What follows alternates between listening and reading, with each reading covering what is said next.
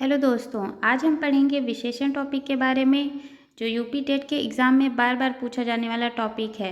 और मैं आपको कुछ ट्रिक्स भी बताऊंगी जिससे विशेषण के टाइप्स को याद करने में आपको बस कुछ सेकंड्स लगेंगे। तो चलिए शुरू करते हैं। सबसे पहले देखेंगे विशेषण की परिभाषा। तो क्या है विशेषण की परिभाषा? जो शब्द संज्ञा या सर्वनाम की विशेषता बताते हैं वे विशेषण कहलाते हैं। ठीक है, संज्ञा और सर्वनाम की विशेषता बताने वाले शब्द विशेषण कहलाते हैं। उदाहरण देखते हैं। लिखा है गीता अच्छी लड़की है, जिसमें गीता की विशेषता बताई जा रही है कि वो अच्छी लड़की है। ऐसे लिखा है मेरा दोस्त कपटी है, तो ये क्या है? इसके दोस्त की विशेषता बताई जा रही है। एक बात ये भी ध्यान में रखेंगे कि हमेशा गुणों को ही नहीं, दोष, गुण या दोष कुछ भी विशेषण बन जाता है। ठीक है, हम संज्ञा या सर्वनाम के विषय में जो भी एक्स्ट्रा चीज़ें बताते हैं वो ही क्या होती हैं? विशेषण कहलाती हैं। आगे पढ़ते हैं विशेषण के भेद। तो विशेषण के कितने भेद हैं? विशेषण के प्रमुख रूप से 4 भेद हैं। कितने हैं? 4 भेद हैं। कौन कौन से? गुणवाचक विशेषण, संख्यावाचक विशेषण, परिमाणवाचक विशेषण और सार्वनामिक विशेषण। उससे पहले अब इन चारों को हम बारी बारी से पढ़ेंगे। उससे पहले अगर वीडियो आपको पसंद आ रही हो तो लाइक, शेयर और सब्सक्राइब कर दीजिए मेरे चैनल को, और कमेंट्स में बताइए आपको क्लास कैसी लग रही है। चलिए शुरू करते हैं गुणवाचक विशेषण से। गुणवाचक विशेषण क्या होता है? जिस शब्द के माध्यम से संज्ञा अथवा सर्वनाम के गुण अर्थात स्वभाव, रूप, रंग, आकार, दशा, काल आदि का बोध होता है उसे ही हम गुणवाचक विशेषण कहते हैं। ओके, इसका उदाहरण है आशा सुंदर लड़की है। आशा क्या है? एक संज्ञा है। आशा के विषय में कहा जा रहा है कि वह सुंदर है, वह सुंदर लड़की है। ठीक है, तो इसमें क्या बताया जा रहा है? उसकी सुंदरता के बारे में, उसका गुण बताया जा रहा है।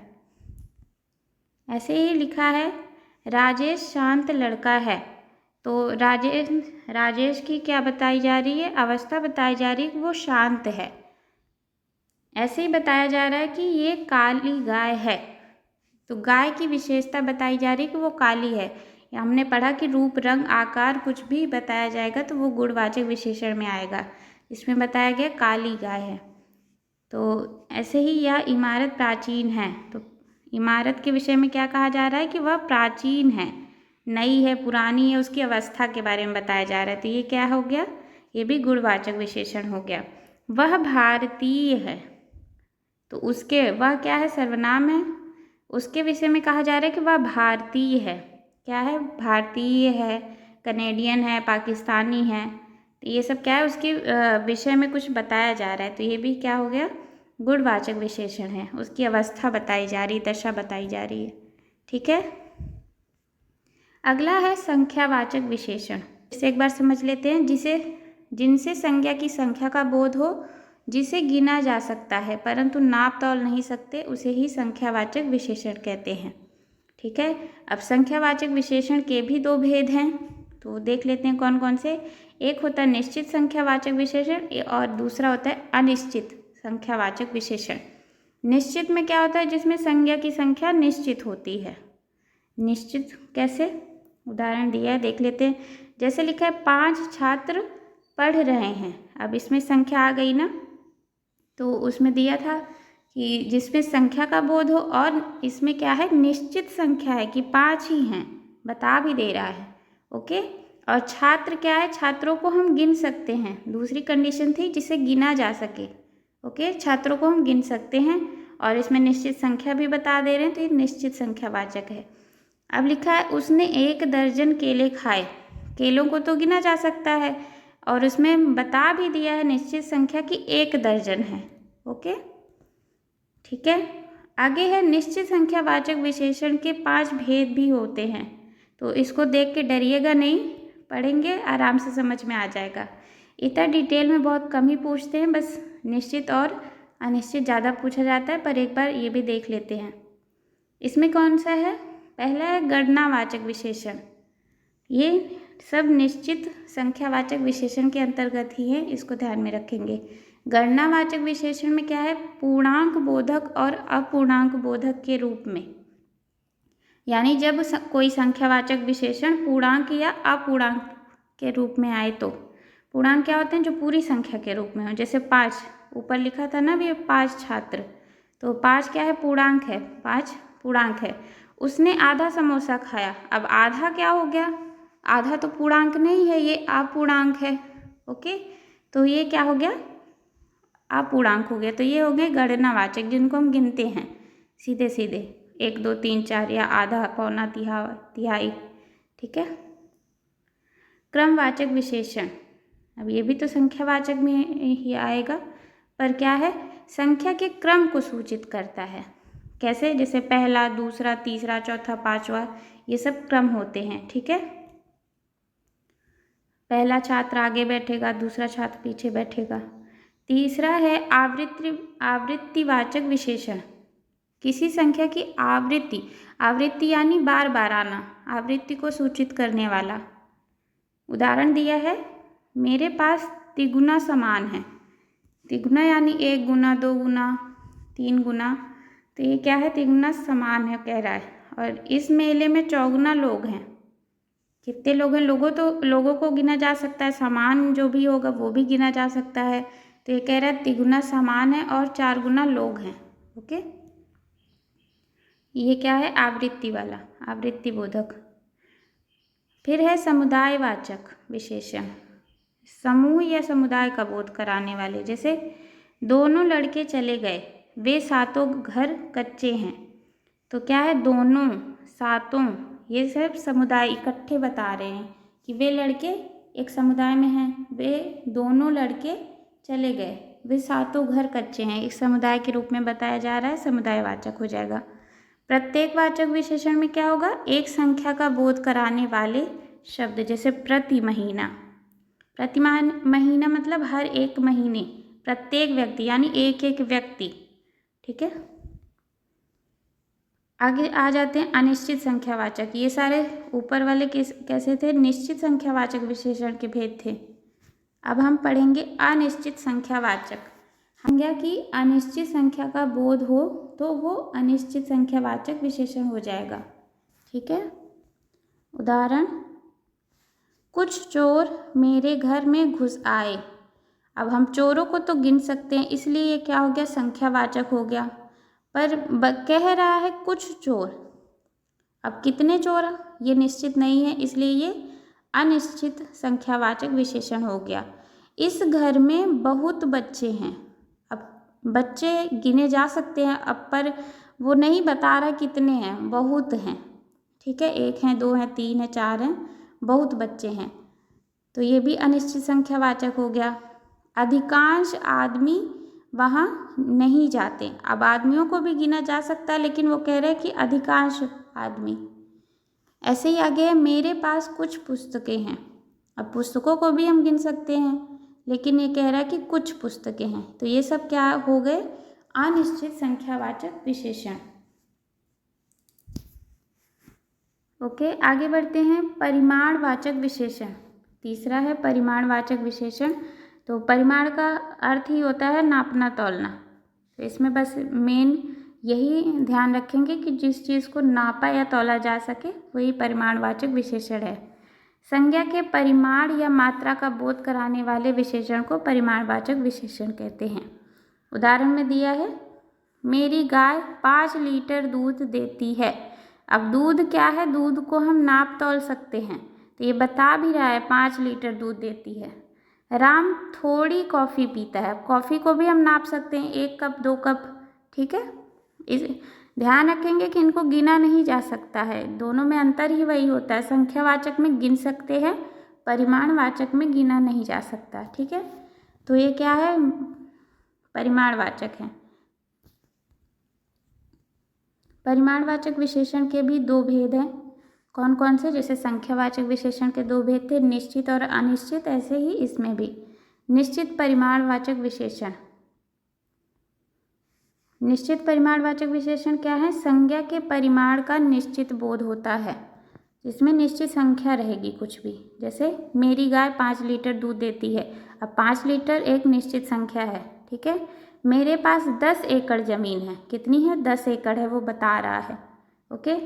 अब 4 गज मलमल, ये आपके एग्ज़ाम में भी पूछा गया क्वेश्चन है, प्रीवियस ईयर क्वेश्चन 2021 में आया था। 4 गज मलमल, अब मलमल यानी कपड़ा होता है, एक मलमल का कपड़ा, ठीक है। तो कह रहा है कि 4 गज है, ये भी निश्चित बता रहा है।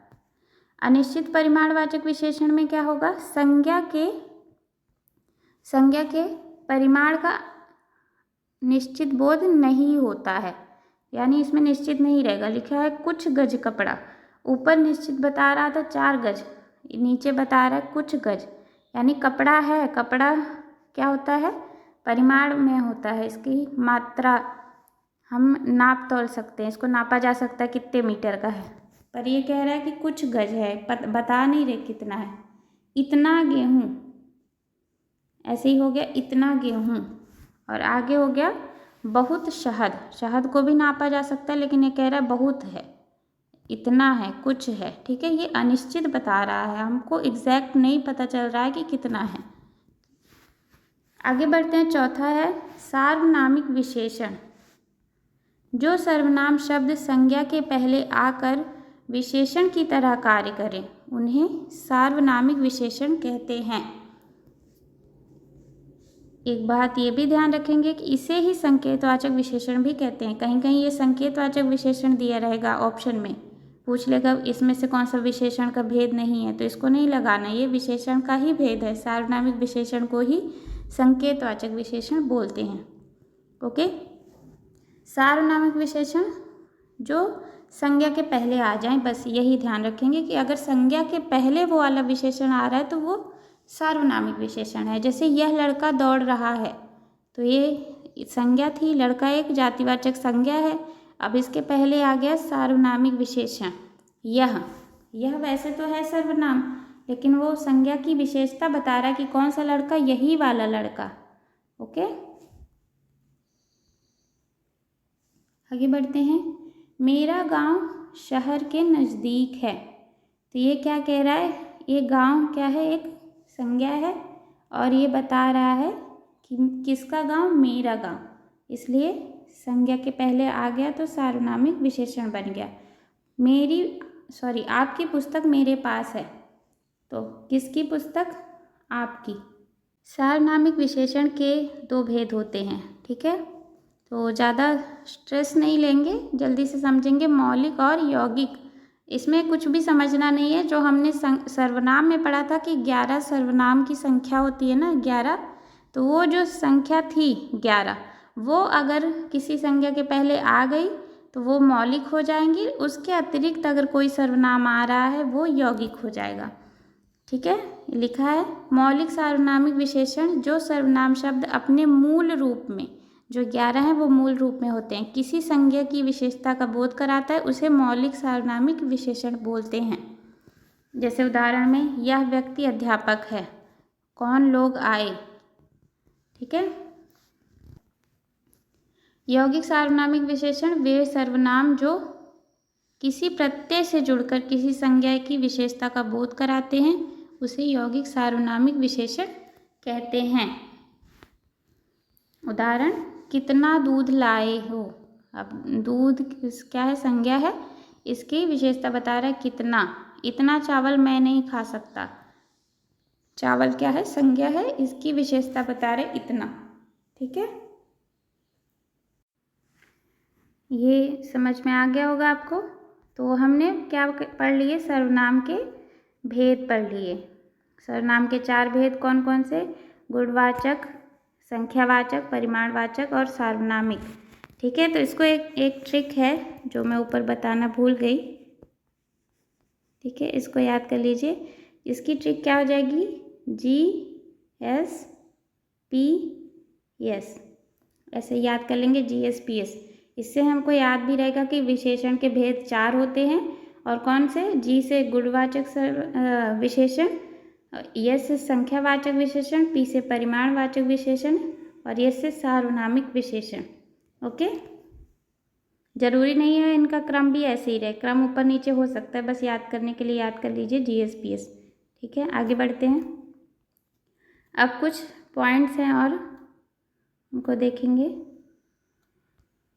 अभी तक हमने पढ़ लिया कि जो संज्ञा की विशेषता बताते हैं उन्हें हम विशेषण बोलते हैं, लेकिन अब जो शब्द विशेषण की विशेषता बताएं, ठीक है, विशेषण की भी विशेषता बताई जा सकती है, तो विशेषण की विशेषता बताते हैं उन्हें प्रविशेषण कहते हैं।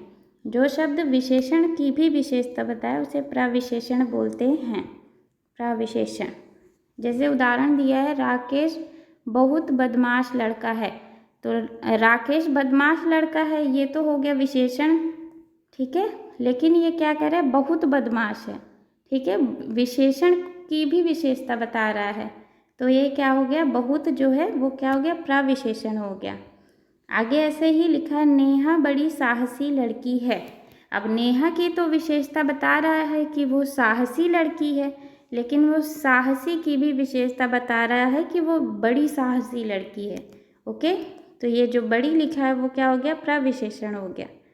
ठीक है, ऐसे ही आगे विशेष्य क्या होता है, जो संज्ञा की विशेषता बताए उसे विशेषण बोलते हैं, लेकिन जिस संज्ञा की विशेषता बताई जाती है, जिस संज्ञा की विशेषता बताई जाती है उसे ही विशेष्य कहा जाता है। जैसे गीता अच्छी लड़की है, गीता अच्छी लड़की है, तो गीता क्या है, एक संज्ञा है ना, और वो अच्छी लड़की है ये इसकी विशेषता है, तो अच्छी क्या है, विशेषता है, इसकी विशेषण है, ये विशेषण है, और ये क्या है, संज्ञा है,